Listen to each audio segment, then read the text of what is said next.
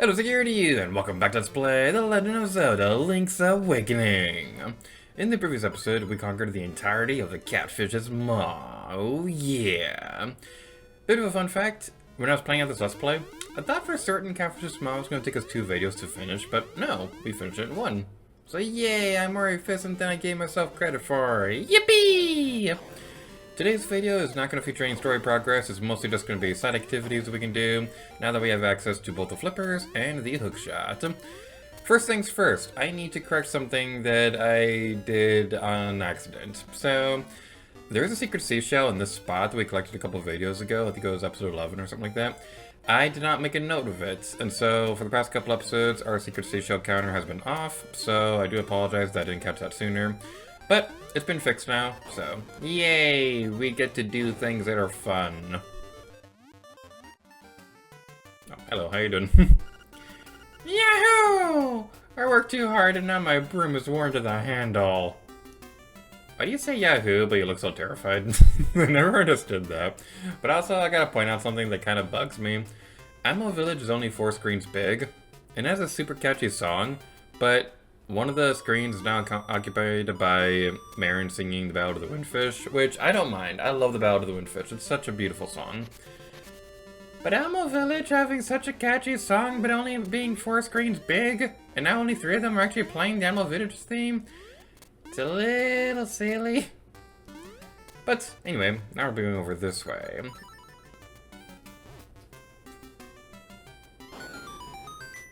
Because now that we have everything we need to do to take care of this next area, we can finally take care of it. And a bit of a fun fact, I got the arrows earlier in the playthrough than I usually do, because I thought for certain we could get this sooner than that, but we can only get this after we get the hook shots.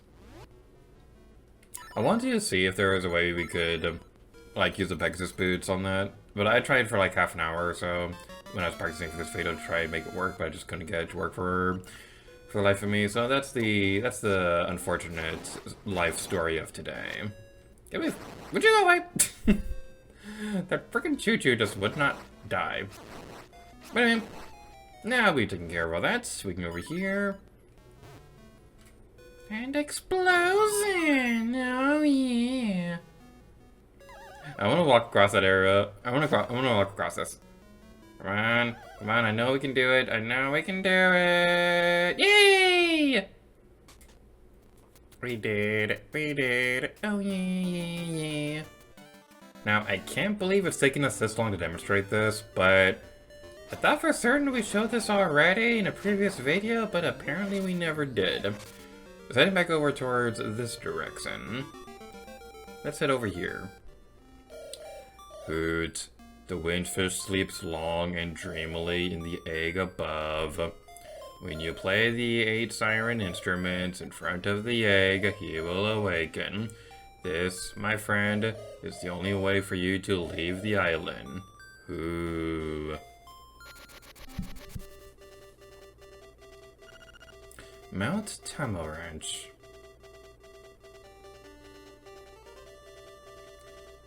This is the windfish's egg.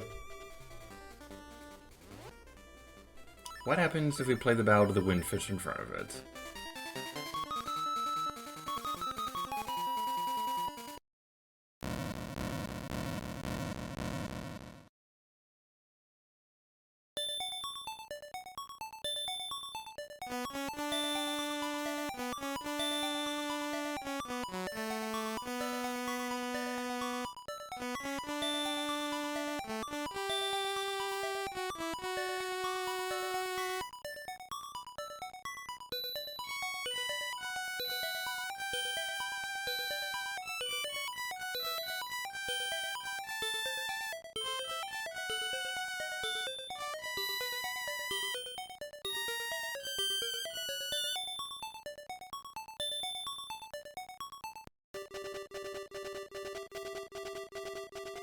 I know it's kind of pointless to do it now because we don't have all the instruments yet, but I always loved coming back here and just playing the Ballad of the Windfish over and over again.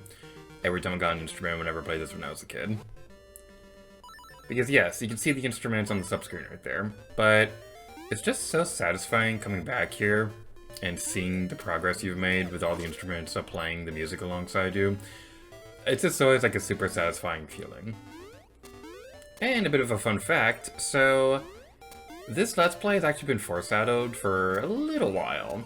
So I knew for years that Link's Awakening was going to be the next Zelda Let's Play, but I think the first hint that I ever gave that this was going to be happening sometime soon was during Winternet's Let's Play for the Trevor Project charity stream. So for that stream, I made some bumpers, and one of them was like a series of playing songs using the Nintendo 64 controller as an ocarina. And this clip that I made, where it's me playing the Ballad of the Windfish, yeah, that's like a fun little hint that a Link's Awakening project was going to be happening soon. Do you want to challenge the river rapids on a raft? Proceed to the office at once, please.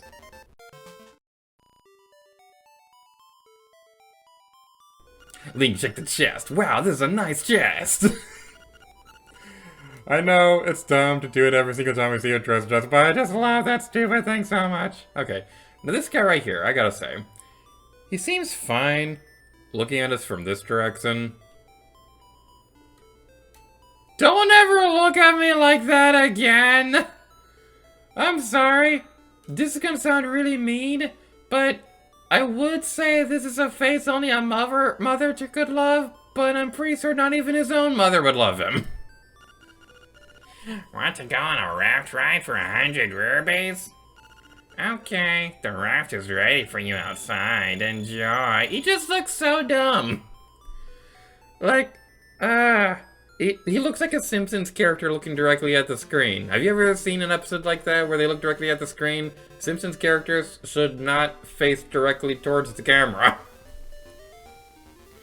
But anyway, this is the River Rapids.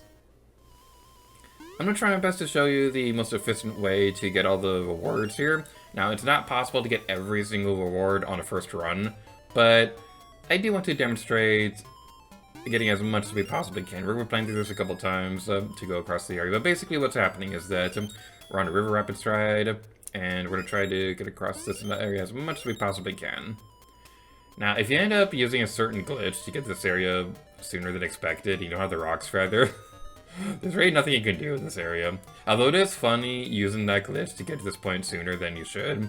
We'll be talking about that a little bit later, but basically there's a glitch only in the original version of the game that kind of completely breaks the game. It's pretty amusing. We're going to have a dedicated episode towards it later in the Let's Play, but this is something that I feel is worth mentioning right now. And we got neither of those things. Oh boy. We head back over this way. Wait for me. That did not hit us. I'm surprised by that. We go inside the cave. That's not what I want to do. We go inside the cave. And this right here always bothered me. So we see this cliff. We jump down the cliff. But then we end up the mountain. Okay, I'll give it the benefit of the doubt. There are stairs in that area, but they just always throw me off. Like, you go down a cliff, but then you end up higher up on the mountain. It just looks weird. Also, so if you say no way, he doesn't even say anything. If you say no, he just like, oh, fine, be that way. We're going along the river rapids one more time, because there's a couple more secrets here that I would like to demonstrate.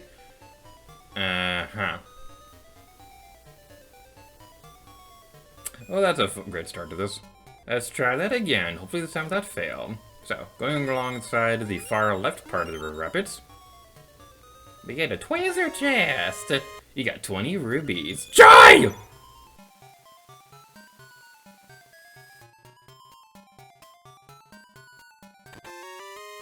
You got 20 rubies. Joy. Joy to the world. Also, I just love the music that plays here. I'll be quiet for a moment so we can listen to it.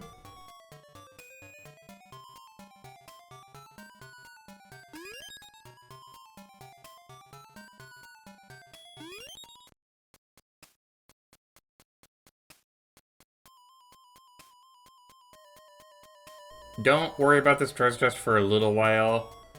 Through natural story progress, we will get there at some point if we're going for everything inside dungeons, but just know for now that we're not going to be able to do anything about the treasure chest for a little while.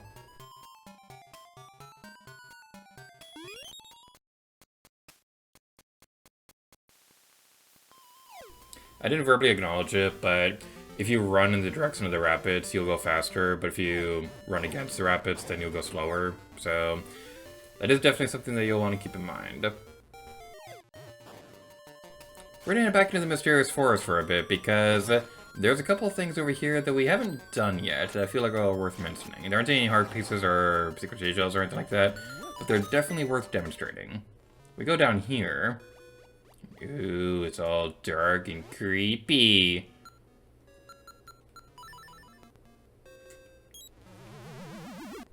Hey, listen! Ah! No, don't listen! Hey, kid, you woke me up from a fine nap. Thanks a lot. But now I'll get my revenge. Are you ready? I dropped my controller. No. I'll let you carry more magic powder. Are you ready? No. Okay, I'll let you carry more bombs. Are you ready? No. Fine, I'll let you have more arrows. Are you ready? No. I'll let you carry more magic powder. Are you ready? No. I just love doing this over and over again. Just continuously cycling because, like, he's obviously very angry at us, but the fact that he just lets us have this option is just so funny. Alright, let's go with more arrows.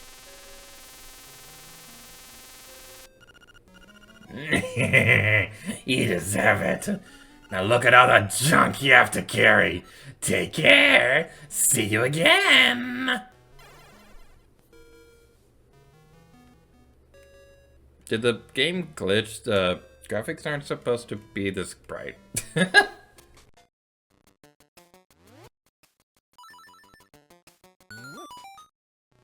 Yeah, glitch. What the heck? Okay, I don't know what happens if we try waking him up again. Oh, nothing happens. That's tragic. That is the worst tragedy in the history of anything ever. Going inside here, we can finally take care of this. So we could have opened this a long time ago, but we couldn't really do anything about it until we got the hookshot.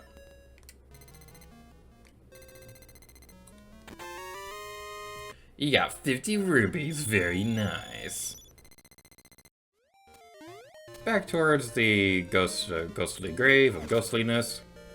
We could finally get that one stupid treasure chest we couldn't get all that time ago. It's a heart piece, but still. Alright, normally there's like a bomb thing right here we can blow up. But something fun that I want to do. Normally we can use the hookshot for this, but I like to try to get this with the Pegasus boost, because I think that's more necessarily epic. And unnecessarily epic is my calling in life. That is what I was put on this world for.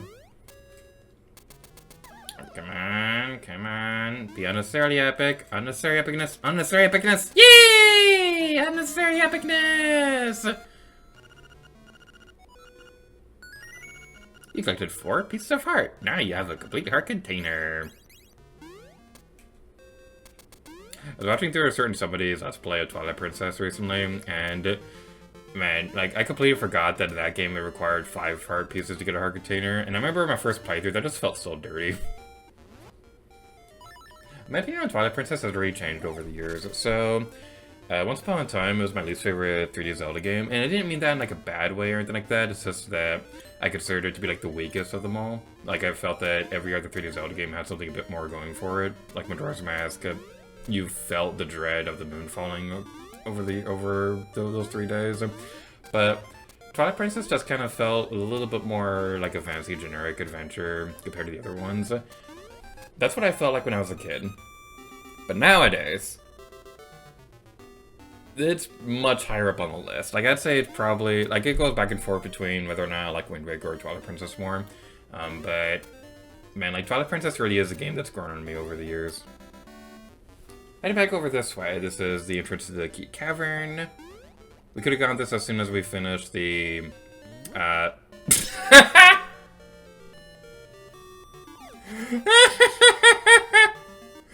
it! I want to do that again! Whee!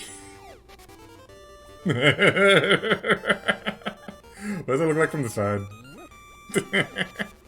Oh, that's so amusing. That is so amusing. Man, can you imagine what it would have been like for the programmer to design the physics for that and like playtesting? It's like, it keeps falling in the water! Wow, we can't make it fall in the water because then we can't collect it and stuff. And some executive person would be all like, I don't care if it's falling in the water. I want it there because I say so. Now you're gonna do it and you're gonna like it. That's exactly how programming works. I have to give it from. Now heading back over towards the Seashell Mansion. And I'm going to point out something that I didn't know before recording this video that I'm not happy about.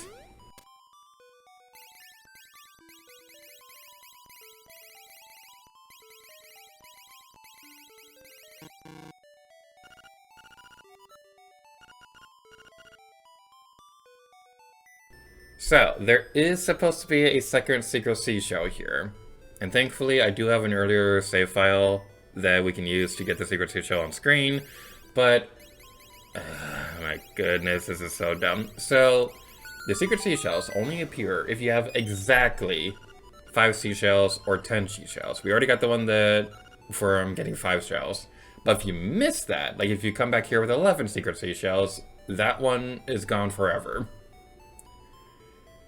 It's so dumb. I didn't realize this before starting this Let's Play, but it is so dumb.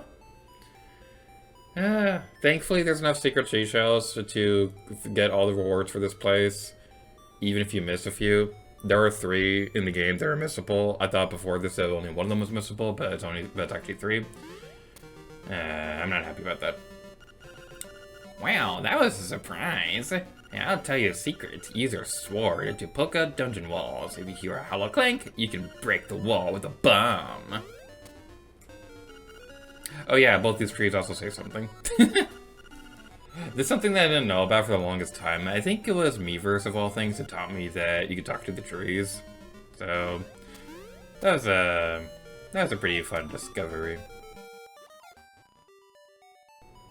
Hey punk, why aren't you listening to Marin's song? My ultimate plan is to open a branch in Mabe Village. Oh wait! Oh, that's actually cute. So we made some pretty good progress in terms of exploring the world and doing some side questy stuff, so I think that's going to be a good place to wrap things up this time around. In the next episode, we're going to collect everything else we'll need for the trading side quest. Thank you so much for watching the video. Until next time, Lady Gator to you. Oh yeah.